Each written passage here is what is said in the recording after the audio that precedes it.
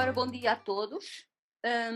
Vamos dar início a mais uma sessão sobre telesaúde, desta vez com o tema da telesaúde à telereabilitação. Temos o prazer de ter connosco duas colegas do Brasil, uma colega fisioterapeuta e uma colega terapeuta ocupacional. Mas antes de passar à apresentação, eu daria a palavra à professora Paula Lopes, na representação da presidência da escola, que irá dizer algumas palavras de boas-vindas. Professora, por favor. Obrigada. Bom dia, professora Maria João e restantes colegas. Muito obrigada por estarem todos presentes. Tenho muito gosto em estar aqui convosco. Um obrigada especial às doutoras Juliana Martins Pinto e Marísia Mara Rodrigues do Prado de Carlo, que são as nossas formadoras, neste webinar dedicado à teleeducação, aliás, da teleeducação à telereabilitação.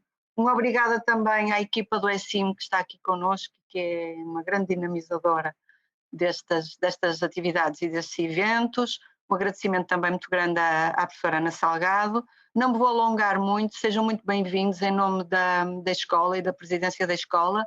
Irei estar convosco ao longo da sessão, é um gosto, mais uma vez. Somos muitos, mais de 100, pelo que eu tive oportunidade de verificar, pelo menos em termos de inscritos. Votos de um ótimo trabalho e muito obrigada pela vossa partilha. Vamos estando por aqui. Muito obrigada e até à próxima. E se não tiver oportunidade de falar, presumo que não, boas festas a todos. Obrigada, professora Paula Lopes. Vamos então dar início. Eu gostava só de dizer que esta sessão está a ser gravada, no entanto, todos os participantes têm a câmara desligada, os únicos que terão a câmara ligada são as pessoas que irão falar. E começava então, para não demorarmos mais, a apresentar as duas colegas. Temos então a professora Juliana Martins Pinto, que é fisioterapeuta e doutorada em gerontologia, é professora no Departamento de Fisioterapia da Universidade Federal do Triângulo Mineiro, em Minas Gerais, e as suas áreas de intervenção preferenciais são as áreas de saúde pública e envelhecimento. E teremos também a professora Marísia do Prado de Carlo, que é terapeuta ocupacional e doutorada em educação e pós-doutorada em cuidados paliativos. A professora dá aulas na Faculdade de Medicina de Ribeirão Preto, da Universidade de São Paulo, e as suas áreas preferenciais de conhecimento são os contextos hospitalares dos cuidados continuados. Nós vamos iniciar com a comunicação da professora Juliana, e eu passo desde já a palavra. Quando a professora Juliana quiser, por favor, pode começar. Muito obrigada. Olá a todos, é um prazer estar aqui com vocês hoje. Eu gostaria de agradecer o convite e a oportunidade de falar sobre esse tema com vocês. Vou compartilhar a tela agora.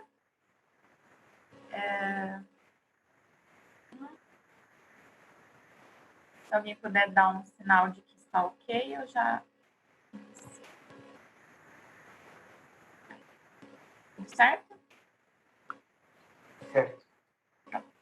Então, vamos lá, vamos falar um pouco sobre o atendimento fisioterapêutico na promoção de saúde e prevenção de agravos, que é a experiência que estou tendo nesse momento junto ao curso de fisioterapia na universidade. Para contextualizar esse tema, nós sabemos que com a pandemia da Covid-19, houve uma aceleração no uso da tecnologia para atendimentos remotos, né? Fazíamos uso de alguma tecnologia ou algum recurso, mas certamente com a situação em que estamos hoje, esse uso tem se acelerado bastante, né? E isso fez os profissionais, gestores e até os usuários e pacientes pensarem em adaptações e adequações para atender a demanda que é crescente. Então, nós passamos de uma situação em que nós fazíamos uso de telesaúde, teleatendimento, basicamente para educação e saúde, né, quando nós ligávamos aos pacientes por meio do telefone ou do telemóvel, e para fazer alguma orientação, para fazer alguma avaliação mais superficial ou algum tipo de monitoramento. E hoje estamos numa fase em que estamos usando muito mais recursos, né, e pensando em estratégias para proporcionar a reabilitação a esses pacientes. O contexto em que eu trabalho é o contexto da saúde pública, né, que é a saúde coletiva, e é no nível de atenção básica, que nós chamamos aqui, né, a atenção primária, que é aquela atenção que é oferecida na comunidade, próximo à casa do paciente, do usuário, né, e que tem como base, então, o atendimento coletivo, né, as intervenções coletivas, e levando em consideração a abordagem da família e da comunidade, né? Então, uma abordagem contextual, integral, né? E que é a base do serviço público, do sistema público de saúde no Brasil. E esse contexto, né? Essa comunidade que é atendida é uma comunidade que a maioria tem baixa renda, né? São dependentes do sistema público de saúde, tem baixa escolaridade, e tem algumas outras necessidades que precisam ser levadas em consideração quando a gente fala de telesaúde, de uso de tecnologias, né? Além disso, o público que nós atuamos, com quem nós atuamos, é o público, a população idosa, né? Que também tem necessidades específicas relacionadas às limitações sociais, às vulnerabilidades e também as questões funcionais, né? Então, existem vários níveis de funcionalidade, de capacidades que precisam ser avaliadas para implementar a telesaúde. Aqui eu dou um exemplo para vocês do que nós fazíamos antes da pandemia, né? Então, basicamente, atividades em grupos, né? Grupos de idosos,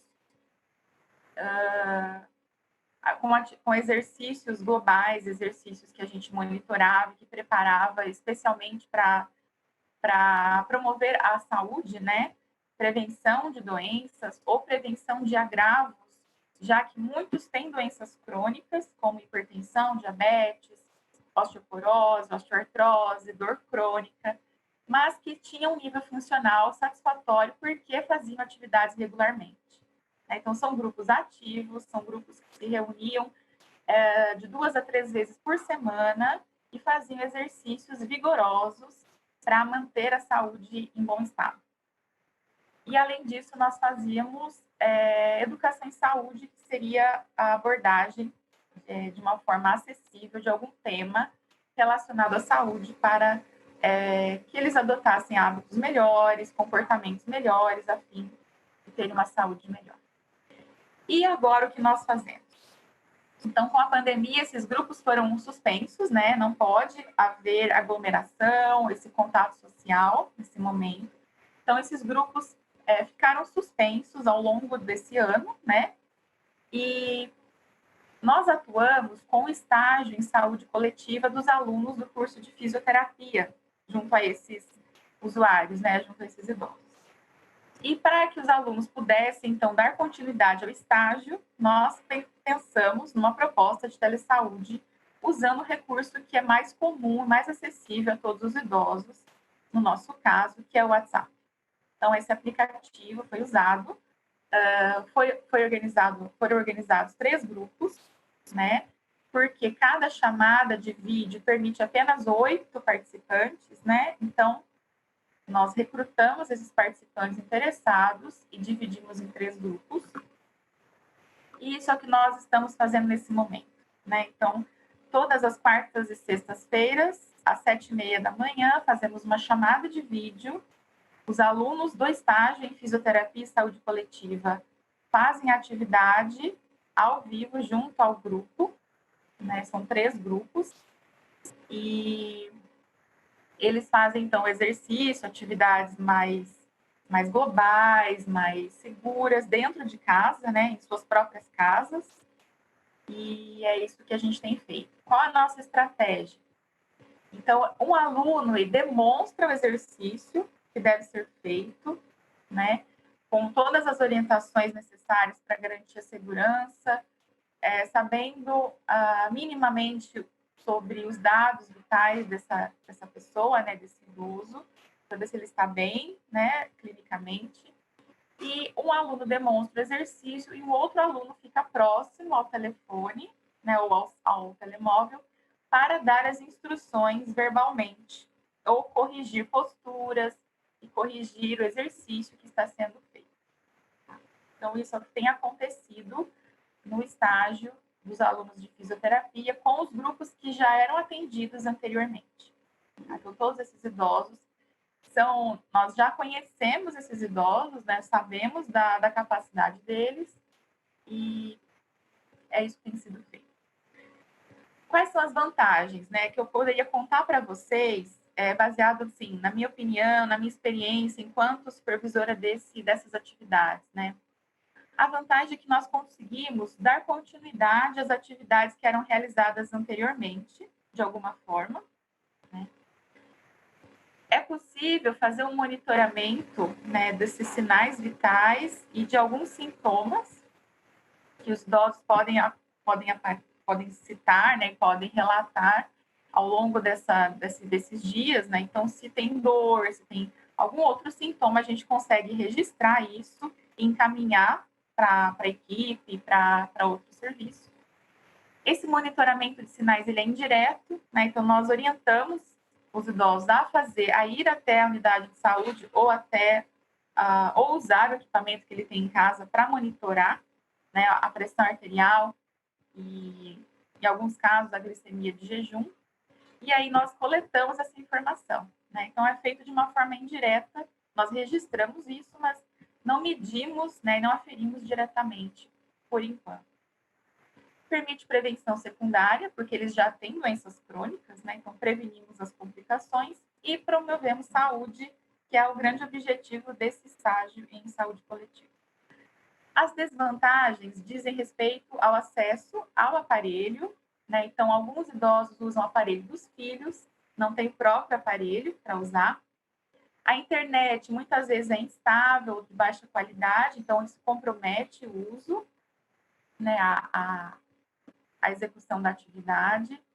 O próprio aplicativo que nós usamos, ele é o mais utilizado, mais familiar para os idosos, mas ele tem muitas limitações, né? Não permite gravação, não permite mais do que 8 participantes ao mesmo tempo, né? Então, isso foi uma demanda, né, que acabou sendo necessário criar 3 grupos, por exemplo, né? Foi a estratégia que nós adotamos. Limitação para aferir os sinais vitais diretamente. Então, é fundamental monitorar a pressão arterial nos idosos antes e depois dos exercícios, né? E isso nós não conseguimos fazer diretamente ainda. E a preocupação com a segurança desses pacientes ou dos usuários e dos dados. Então, tanto em relação a acidentes, né, que podem acontecer, já que não estamos presencialmente lá para orientá-los ou para identificar algum aspecto do ambiente que possa representar um risco de acidente, e também com os dados, porque todos estão em um grupo do WhatsApp, então tem acesso à imagem e a informações, por exemplo, o número do telemóvel de todos, né? Então, essas informações ficam compartilhadas, né, eu diria, no grupo do WhatsApp. Para fazer essa atividade, nossa primeira estratégia foi conhecer as demandas, então fizemos uma consulta geral para saber se eles gostariam de voltar às atividades, né? E, para nossa surpresa, eles queriam muito voltar às atividades e aceitaram fazer dessa forma, tá? Então, nós registramos o tipo de acesso que ele teria, o que poderia ser feito e adaptamos isso a eles. Fizemos uma ligação telefônica para aplicar uma avaliação, né, baseada em autorrelato, mas bem detalhada, para saber a situação que a pessoa estava, né, para saber que tipo de exercício poderia ser feito e qual recurso a gente ia utilizar. E nessa ligação, nós fizemos a leitura de um termo de consentimento livre e esclarecido, com alguns termos, né, que nós estabelecemos, principalmente em relação à segurança dos dados e segurança pessoal, né, para que todos façam bom uso, né, desse grupo. E eles registraram, então, consentimento através de um vídeo, um áudio ou por escrito, através de uma mensagem de texto. Pensamos no que poderia ser feito em termos práticos, né, quais exercícios fazer, quais exercícios não fazer com esses idosos nessa situação. E implementamos também a educação em saúde, que é a elaboração de vídeos curtos que combina texto e áudio em uma linguagem acessível, para que eles tenham sempre informação em saúde e pertinente, né, ao momento que nós estamos e à manutenção da sua saúde. Estamos no momento de reavaliação e de pensar em avanços, né? Então, o que nós percebemos foi uma boa aceitação e um bom desempenho, de uma forma geral, uma demanda crescente, porque outros idosos ficaram sabendo e estão nos procurando para entrar nesses grupos, eles querem participar. Precisamos pensar e estamos pensando em novas plataformas para que amplie esse atendimento, né, e que possa ter mais recursos, já que o WhatsApp é limitado. Aprimorar monitoramento, então o apoio da equipe de saúde é fundamental nesse momento para nós, né? Então, quando existe um idoso que tem, por exemplo, a pressão arterial descompensada, a gente pede que a equipe faça uma visita domiciliar, a equipe que está lá no atendimento à saúde, né? Lá na base mesmo. Então, nós solicitamos isso, então esse apoio é fundamental. E a incorporação de novos profissionais para que a gente possa oferecer um atendimento interdisciplinar e, de fato, integral a esses usuários.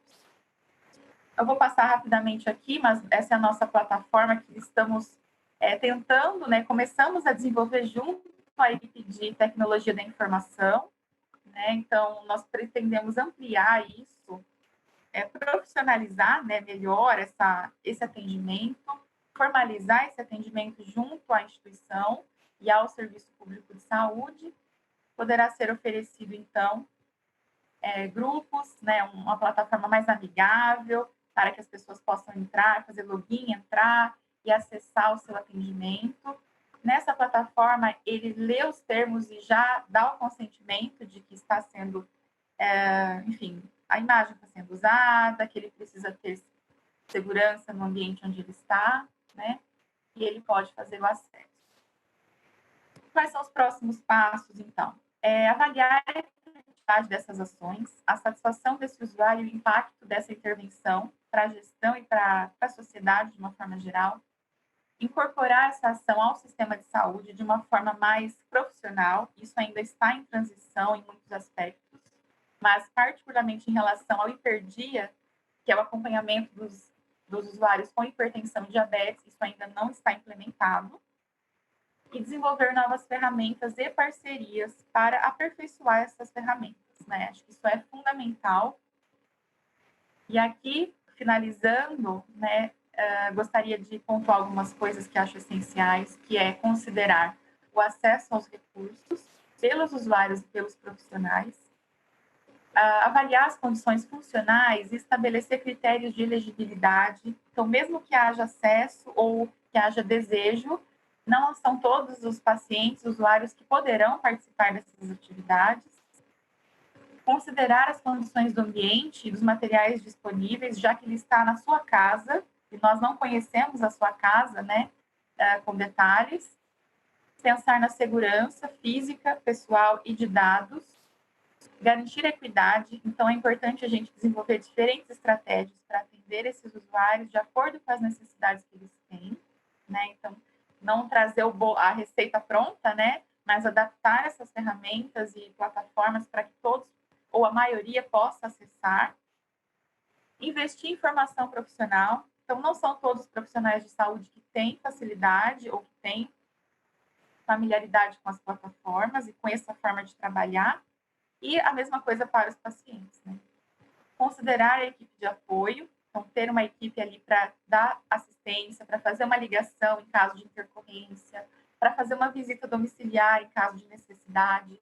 Esse atendimento individualizado tem que ser uma carta na manga, né, da equipe de telesaúde, e fortalecer as parcerias com a tecnologia da informação, a computação, a ciência da computação, porque eles serão nossos aliados nesse processo, e outras equipes que, porventura, forem necessárias.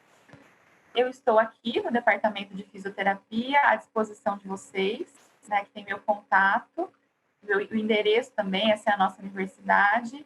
Fica o convite a todos que quiserem conhecê-la, será um prazer enorme recebê-los aqui.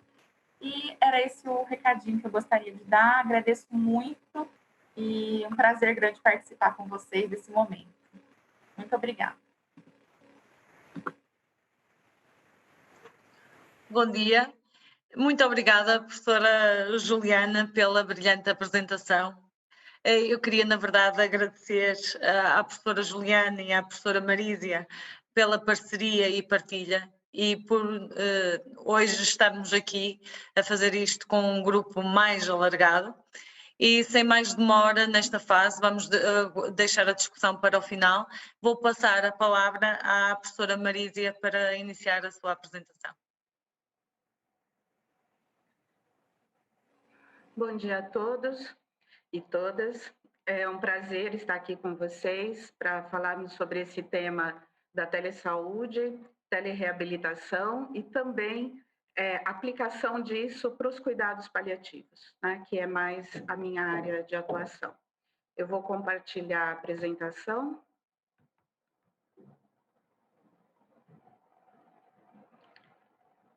Já estão vendo?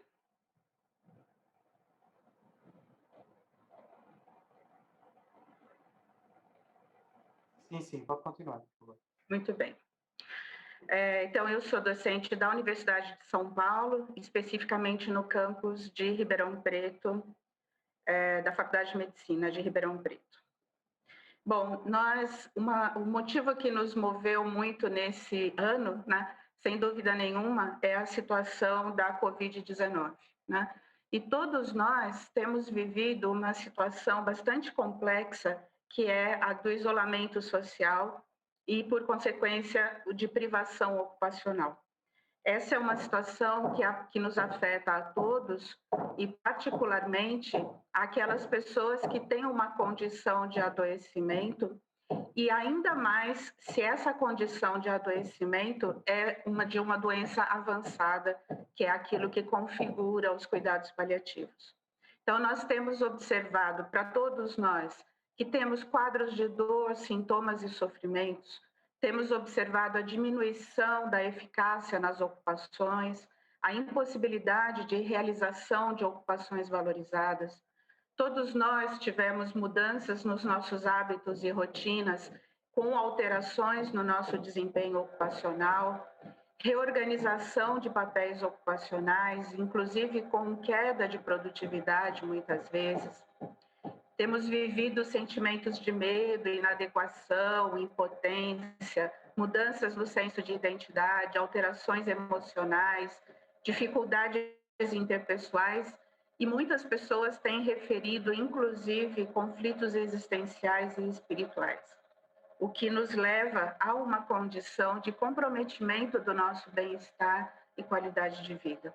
É claro que essa percepção que eu estou trazendo de como nós estamos hoje na condição da Covid-19 procura observar essa situação na sua perspectiva mais da integralidade, né? Então, nós temos múltiplas dimensões da nossa existência que estão comprometidos por essa pandemia que nos afeta a todos.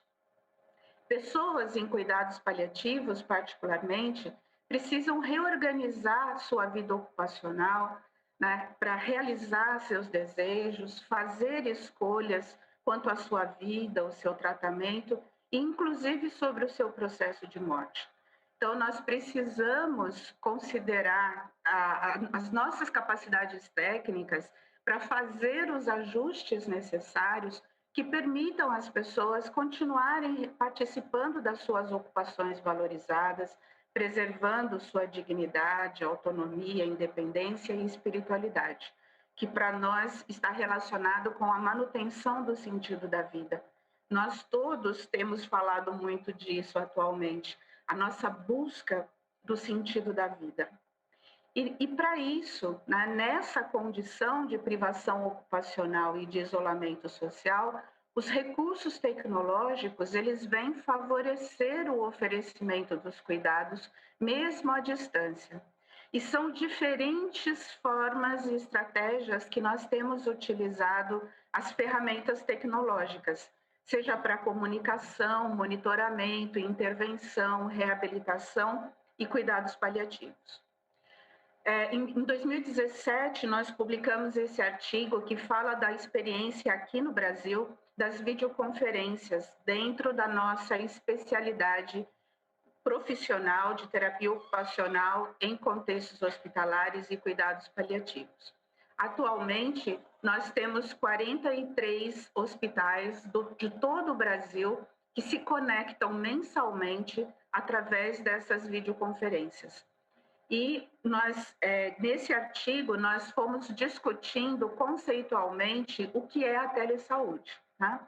E o desenvolvimento dessas tecnologias interativas de informação e comunicação e a aceitação de padrões internacionais de telecomunicações tem permitido, inclusive nós já tivemos a participação de colegas do Chile conectados ao mesmo tempo conosco no Brasil para fazermos essas videoconferências.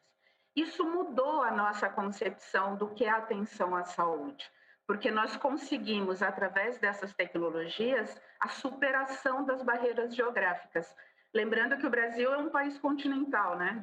Sua extensão é muito grande. Então, para nós, os recursos de tecnologia são fundamentais para essa superação geográfica. Permitiu a conectividade remota entre os usuários e os profissionais, auxiliou na otimização dos serviços, né, com a aplicação dessas soluções tecnológicas, possibilitou a melhoria das atividades de educação e saúde, planejamento logístico e teleassistência, e permitiu a implantação de novos métodos para viabilizar essas atividades multi-institucionais. Então, lembrando que telesaúde é um conceito que na literatura envolve tanto a telemedicina como a telereabilitação. A telesaúde, então, ela está relacionada ao fornecimento de serviços de saúde à distância, de vários tipos, por videoconferência, com transferência de imagens, monitoramento remoto e educação continuada. A telemedicina, particularmente, é o uso de informações médicas trocadas por meio de comunicação digital para a promoção de saúde, prevenção e tratamento de doenças, controle de doenças crônicas e também educação continuada. Ela abrange várias modalidades, como teleconsulta, teleassistência e telediagnóstico. Já a telereabilitação é um modelo de serviço prestado por meio de tecnologias de telecomunicação interativas para o fornecimento de serviços de reabilitação, que inclui avaliação, diagnóstico, tratamento, assim como a implementação de tecnologias assistivas, tecnologias adaptativas, dentre outras. Então, o objetivo da telereabilitação é melhorar o acesso aos serviços de reabilitação através de tecnologias de telesaúde. Serve também como base para desenvolvimento de ferramentas e sistemas de reabilitação e suporte independente de vida. Para sua implementação e utilização adequadas, são necessários vários profissionais, né, para que realmente esse sistema possa ser acessível, de qualidade, para que se possa alcançar os pacientes com a qualidade que a gente espera. Já a teleeducação é diferente, né? A teleeducação é o acesso interativo entre grupos para formação técnico-científica dos terapeutas ocupacionais e dos outros profissionais da área da saúde, através de relacionamentos virtuais em ambientes físicos informatizados. Então, a teleconferência ou a videoconferência, ela não é nova, ela surgiu nos anos 60 como uma ferramenta para a comunicação empresarial, porque havia necessidade nos negócios, nas reuniões de negócios, que se pudesse fazer esse acesso remoto, né? Então, ao longo dos anos e com a implementação de novas tecnologias e softwares, né, e aplicativos de melhor qualidade e com o desenvolvimento, claro, da conectividade pela internet, as modalidades de teleeducação foram se expandindo também para a área da saúde, né? E ela tem a possibilidade da formação de oferecer formação continuada, tanto na graduação como na pós-graduação, né? Então, possibilitando a atualização, aprofundamento e disseminação de conhecimentos. Eu encontrei esse artigo que me pareceu muito interessante, principalmente para nós terapeutas ocupacionais que trabalhamos muito com questões de ordem qualitativa, né? Então, esse artigo ele vai falar da utilização de tecnologias de comunicação por videoconferência, tanto para assistência como para pesquisa, mas enfatizando a questão da coleta de dados qualitativos, né? E ele diz, olha, é uma alternativa viável e econômica para que se possa realizar as entrevistas em profundidade, o que permite a coleta de dados qualitativos, né? Porém, ele aponta as desvantagens do uso da videoconferência nesse contexto da assistência e da pesquisa qualitativa.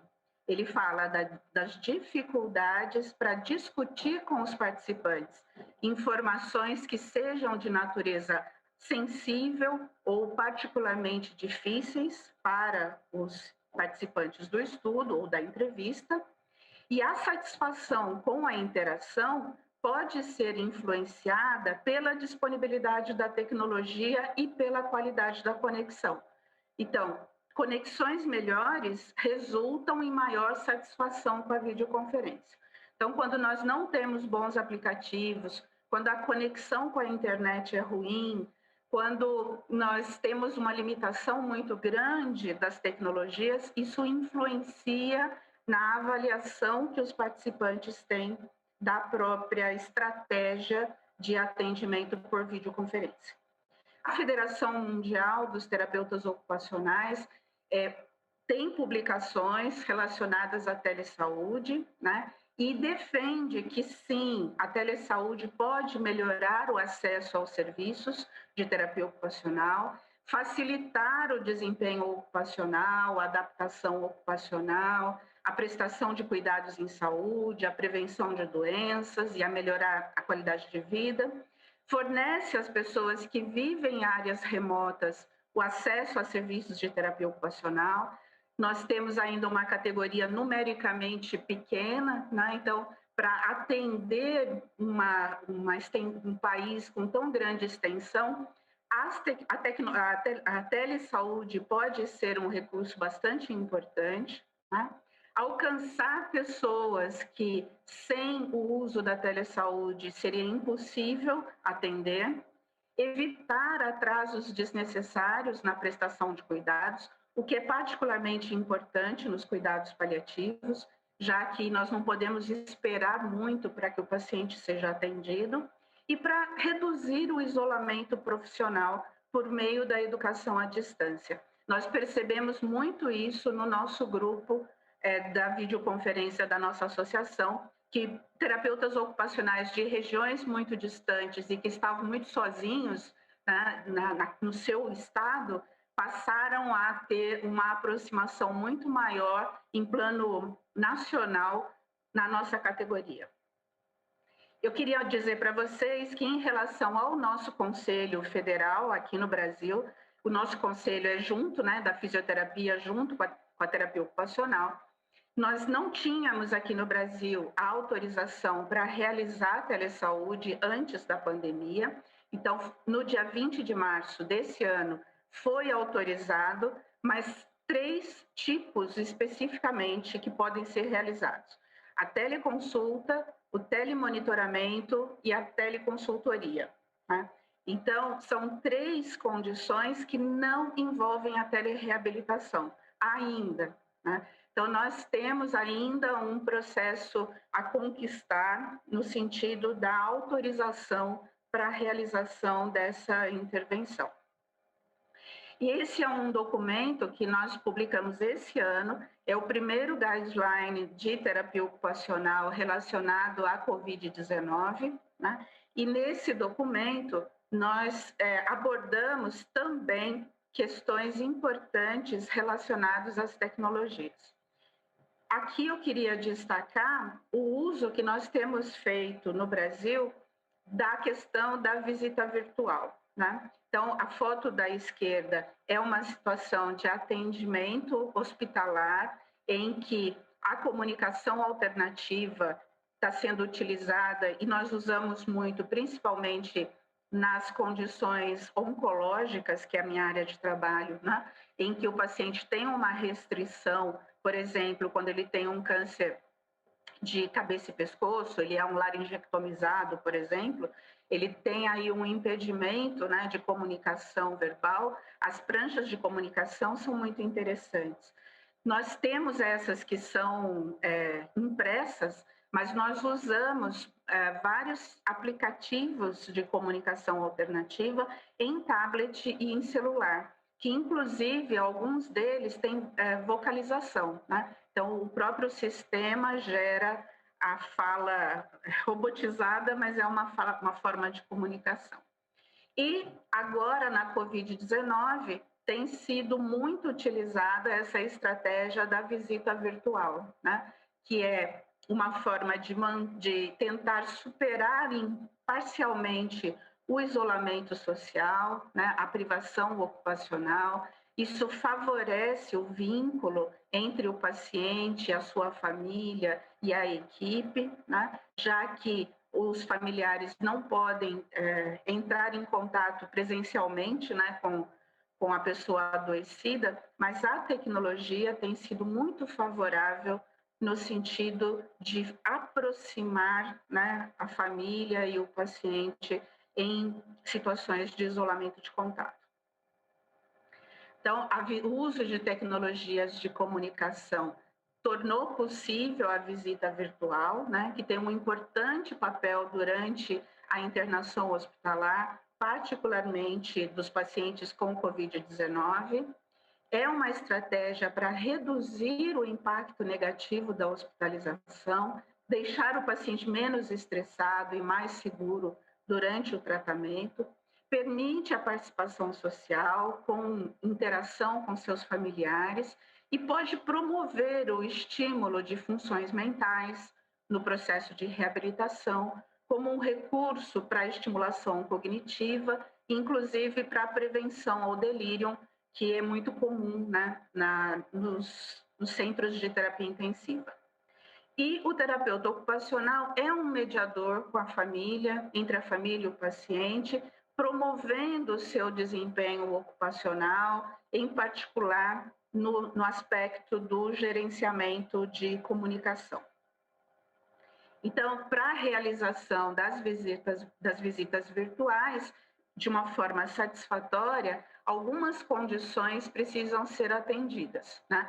Primeiro, é preciso ter um acordo com a equipe multidisciplinar sobre a visita, né? De forma que isso não atrapalhe a dinâmica do serviço e que seja realmente um aspecto favorável ao bom funcionamento da unidade de saúde.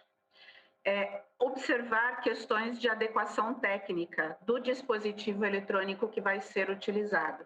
Não são todos os hospitais que disponibilizam Wi-Fi, né, para conexão com a internet. Então, são questões que precisam ser cuidadas. Obviamente que isso não exclui a necessidade do cuidado com os EPIs, né? Os equipamentos de proteção individual, inclusive em relação ao próprio aparelho eletrônico que vai ser utilizado. Escolher o melhor recurso de acordo com a escolha do paciente.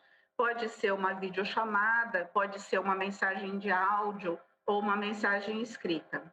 A escolha do aplicativo é muito importante e fazer um acordo com a família em relação ao horário, né? Porque não adianta a gente criar uma expectativa em relação ao paciente e a família não corresponder na questão do horário para fazer a videochamada, ou seja lá qual for.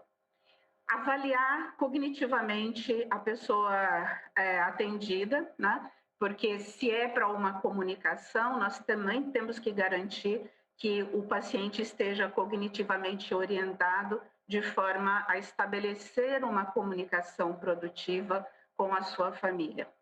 Para os pacientes que tiverem rebaixamento do nível de consciência, pode-se sugerir que a família mande recados de áudio, que o terapeuta pode colocar para o paciente ouvir, e isso tem sido um estímulo cognitivo bastante importante, principalmente nas UTIs. E não esquecer que, após a realização da visita virtual, nós precisamos dar um feedback, tanto para o paciente como para os familiares, em relação à intervenção e realinhamento dos objetivos terapêuticos que foram propostos. Então, nós precisamos lembrar que os serviços devem ser apropriados ao indivíduo, de acordo com a sua cultura, devem ser contextualizados com os interesses e as ocupações do cliente. Devemos empregar, e esse é um aspecto muito importante, empregar mecanismos que assegurem a confidencialidade dos dados síncronos armazenados relativos ao cliente. Nós não podemos utilizar processos de telecomunicação que não sejam confidenciais. Então, existem regulamentos jurídicos que regulamentam a prática profissional que devem ser cuidados. Existem obstáculos para o fornecimento de telesaúde, principalmente as questões éticas relacionadas à privacidade e segurança das informações, e nós não podemos esquecer que as populações que nós atendemos muitas vezes têm uma vulnerabilidade social importante ou limitações cognitivas também. Então, nós temos que entender as suas dificuldades para a utilização dos recursos tecnológicos. E não podemos utilizar a telesaúde para evitar serviços presenciais quando eles são indicados e como forma de evitar o contato com o cliente com base em fatores de discriminação. Então, a tecnologia não pode ser utilizada para enfatizar procedimentos discriminatórios. Então, para terminar, eu queria lembrar que a Associação Americana dos Terapeutas Ocupacionais enfatiza que os terapeutas ocupacionais podem utilizar a telesaúde para o fornecimento de terapia ocupacional durante a pandemia da Covid-19 para mitigar a transmissão do vírus, principalmente na atenção a populações mais vulneráveis. E com isso nós vamos remover barreiras aos cuidados de saúde, como estigmas sociais, longas distâncias, questões econômicas e culturais, e a telesaúde pode levar à redução do impacto da escassez de profissionais em áreas pobres ou desfavorecidas de serviços de saúde. E, para terminar, os terapeutas ocupacionais fundamentados na filosofia e diretrizes dos cuidados paliativos podem ajudar o paciente a escolher a forma como viverão e enfrentarão seu processo de adoecimento, assim como o modo que desejam partir. Algumas referências e muito obrigada. Muito obrigada, professora Marísia, pela partilha e por ter conseguido em tão pouco tempo passar tanta informação que para nós é muito valiosa.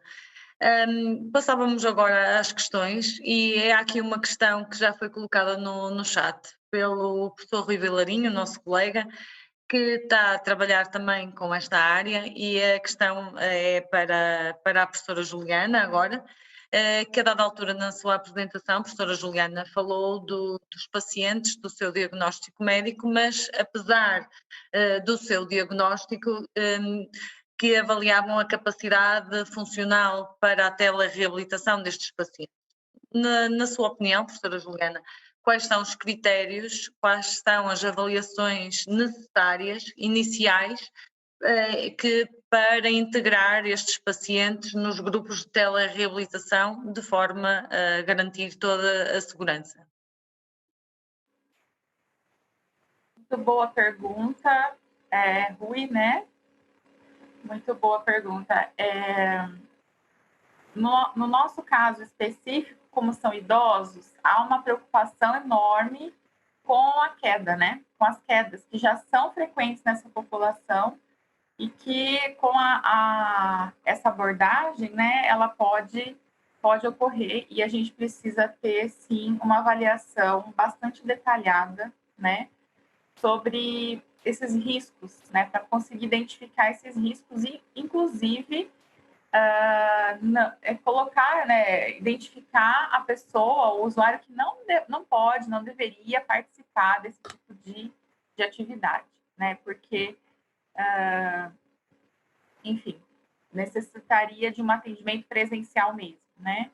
Então, o que deve ser feito, na minha opinião, é uma avaliação bastante detalhada, né, e criteriosa sobre a capacidade funcional desse indivíduo, né? Então, aplicando escalas que nós já conhecemos sobre as dificuldades que ele tem para realizar atividades do dia a dia, atividades da vida diária, né? É uma pista para a gente saber em que grau, em que nível está essa capacidade ou esse desempenho funcional dele, né? Entender o que ele faz, né, no dia a dia, como ele faz, se tem alguma dificuldade. Então, há muitas escalas que nós podemos usar, né, que nós já usamos na nossa prática. Então, é indispensável. Fazer essa avaliação é indispensável. E, além disso, fazer uma avaliação focada nos fatores de risco para quedas, né? Então, buscar identificar esses fatores de risco, se eles estão presentes ou não, e adotar, assim, estratégias para contorná-los ou até mesmo para colocar esse indivíduo para um atendimento presencial ou um atendimento individual, que não seja em grupo também, né, mas que tenha uma atenção maior para ele. Né? Então, acho que são os critérios, assim, critérios que a gente usa geralmente, por exemplo, a mobilidade, né, a lentidão. Então, ele pode relatar para a gente se está ficando mais lento, se está se sentindo mais fraco, né? E coisas assim que a gente avalia por autorrelato.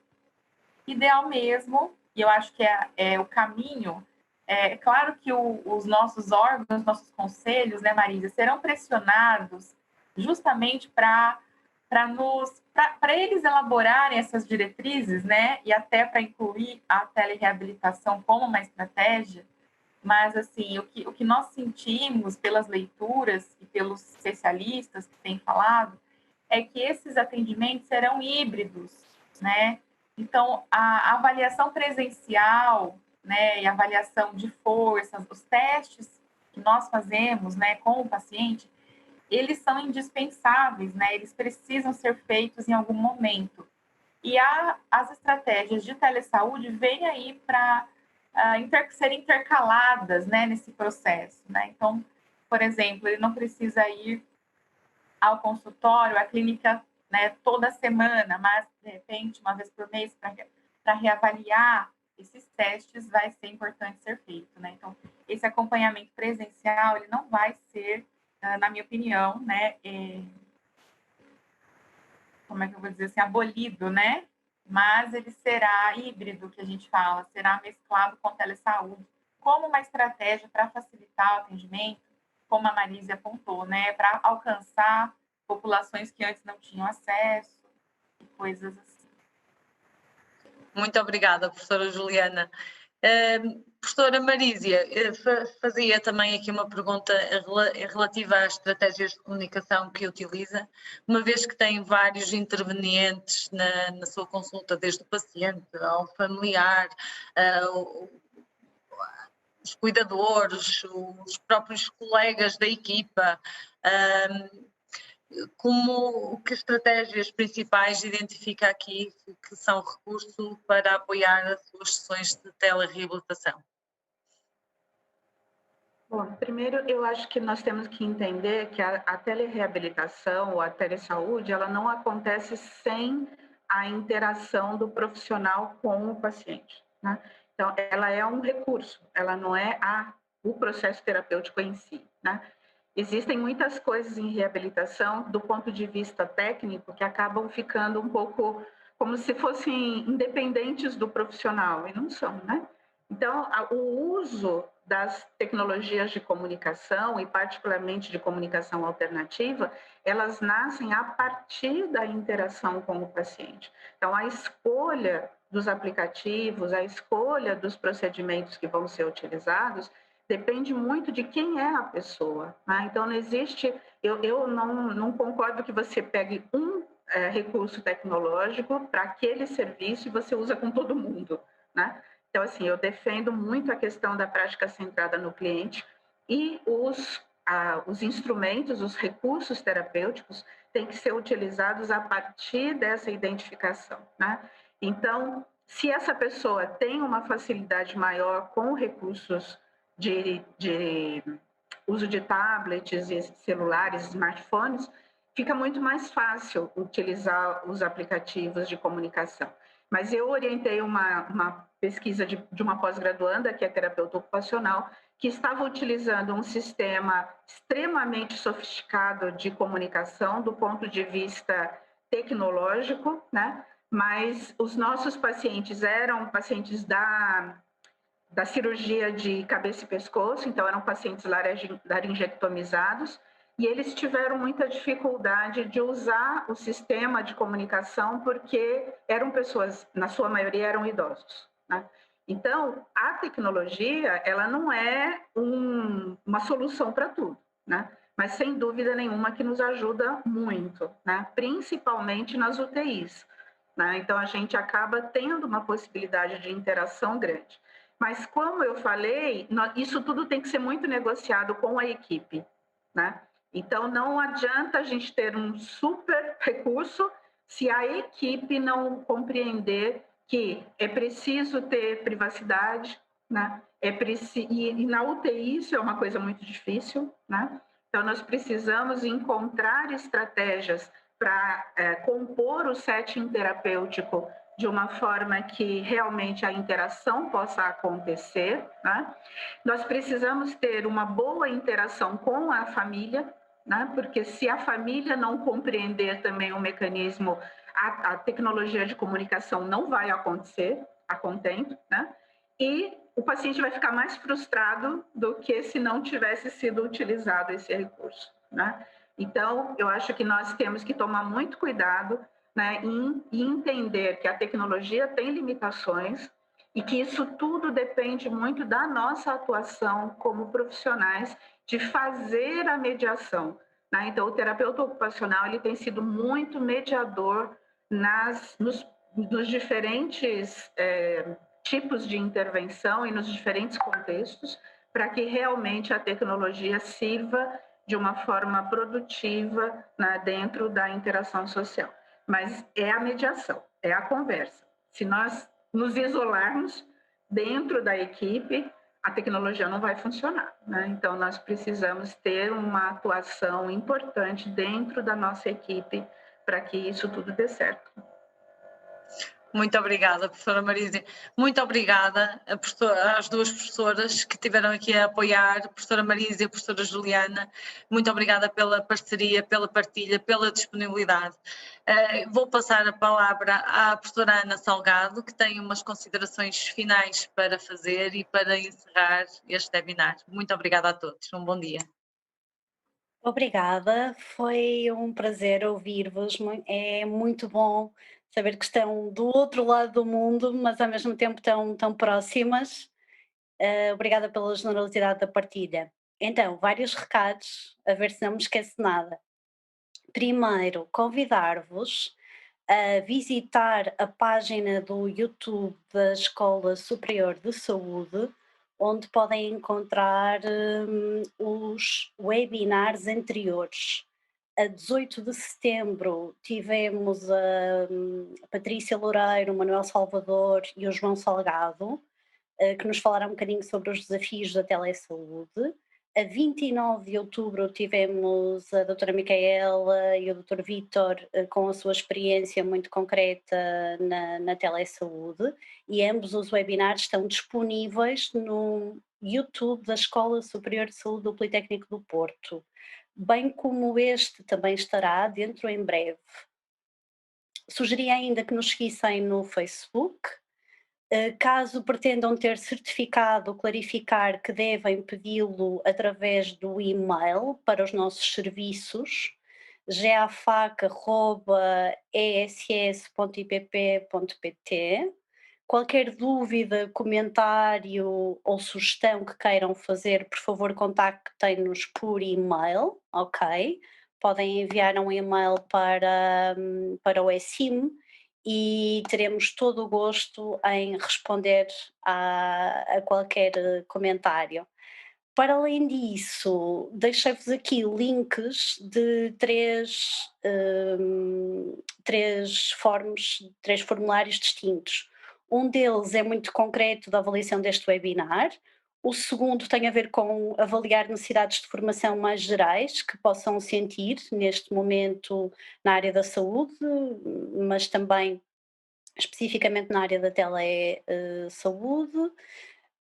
E o terceiro prende-se com caso tenham interesse em ser membros, investigadores ou pacientes simulados e queiram colaborar de uma forma mais ativa com o Centro de Simulações da Escola Superior de Saúde. Dizer-vos ainda que para 2021 temos já alguns planos, alguns projetos.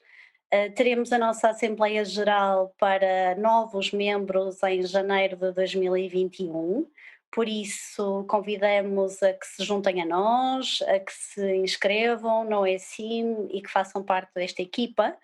E à partida também posso desde já revelar que iremos fazer o nosso curso de competências de comunicação na área da saúde em janeiro ou fevereiro de 2021, que será dinamizado pela professora Irene Carvalho, que é presidente da Sociedade Portuguesa de Comunicação Clínica em Cuidados de Saúde. E o próximo webinar procurará também dar voz mais ativa aos utentes, ou seja, temos este curso de 10 horas, um curso breve de competências de comunicação clínica, e teremos um webinar em que procuraremos dar voz a outros profissionais de saúde e também à opinião dos nossos utentes sobre como é que têm vivenciado a telesaúde em Portugal, os ganhos, os benefícios, mas também as barreiras, os desafios, as dificuldades. Muito obrigada por terem estado connosco e não posso deixar de desejar boas festas, um ótimo Natal, cuidem de vocês, cuidem dos vossos e voltamos a encontrar-nos em 2021. Fiquem bem, tenham um bom dia.